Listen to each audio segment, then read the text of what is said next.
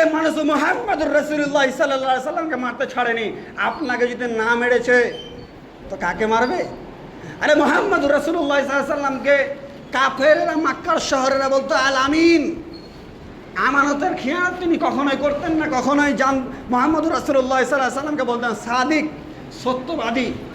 সেই মুহাম্মদুর রাসূলুল্লাহ যখন বললেন লা ইলাহা ইল্লাল্লাহ, নেই কোনো ইলাহ আল্লাহ ছাড়া, সেই মুহাম্মদুর রাসূলুল্লাহ সাল্লাল্লাহু আলাইহি সাল্লামের পিছনে সেই যারা বলতো সত্যবাদী, যারা মুহাম্মদুর রাসূলুল্লাহ সাল্লাল্লাহু আলাইহি সাল্লামকে কোনোদিন মিথ্যা কথা বলেনি, ভালোবেসেছিল এ বলে বিশ্বাস করতো, তারা মুহাম্মদুর রাসূলুল্লাহ সাল্লাল্লাহু আলাইহি সাল্লামকে পাথর ছুঁড়ে ছুঁড়ে মেরেছেন। আর আমাকে তো মারবে না, কথাই স্বাভাবিক। আরে যুবক, তোমাকে তো ভালো কাজে আদেশ করলে, মদ বিক্রি করলে মারবে, এই কথাই স্বাভাবিক। মুহাম্মদুর রাসূলুল্লাহ সাল্লাল্লাহু আলাইহি সাল্লাম যদি মার খেতে নিজেকে মার থেকে নিজেদেরকে মার খাওয়া থেকে নিজেকে না বাঁচাতে পারে, তুমি কি করে নিজেকে বাঁচাবা?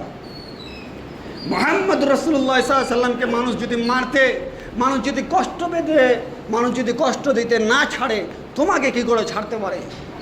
সম্মানিত ভাই বাবাজিগণ, হক বড় তিতা, মানুষ হক সহ্য করতে পারে না। হক বড় তিতা, মানুষ হক সহ্য করতে পারে না। তাই সম্মানিত ভাই বাবাজিগণ, সম্মানিত যুবকগণ, তোমাকে বলতে চাইছি, গ্রামের মধ্যে একটা যুব সংঘ তৈরি করো। গ্রামের মধ্যে 10টা যুবক তৈরি হও, যেই 10টা যুবকে এমন একটা আইন পাস করবে, থানা থেকে হোক অথবা আইনজীবীদের কাছ থেকে হোক, কোর্ট থেকে হোক, যে এই সমাজের মধ্যে যদি কোনো অশ্লীল কাজ চলে, এই সমাজের মধ্যে যদি কোনো মদ বিক্রেতা চলে, এই সমাজের মধ্যে যদি কোনো ডিজে বাজা চলে, তাহলে এর বিরুদ্ধে এত টাকা ফাইন থাকলো, এর বিরুদ্ধে এত বড় একটা অ্যাকশন থাকলো। এইরকম একটা যুব সংঘ তৈরি হও, তবে এই সমাজকে পরিবর্তন করতে পারবে, তবে এই গ্রামকে পরিবর্তন করতে পারবে, তবে এই দেশকে পরিবর্তন করতে পারবে, তবে ইসলামের কিছু উপকার হবে। আর তোমার মতন যুবক কত এসেছে, কত চলে গেছে, তুমিও এসেছিলে, তুমিও চলে যাবে।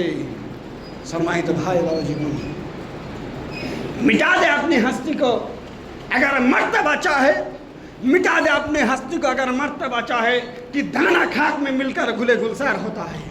সম্মানিত ভাই বাবাজিগণ, এমনি এমনি কোনো কিছু হয়ে যাবে না।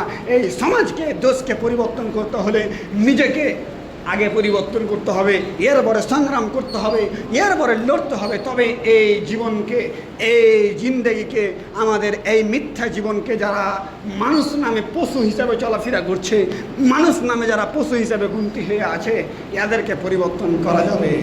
একজন মদ একটা গরুকে দিয়ে দেন গা, একটা মদ একটা বোতল থেকে বার করে মরু এইভাবে মাথাটা ঝুঁকিয়ে বলে দিবে এটা খেতে হয় না।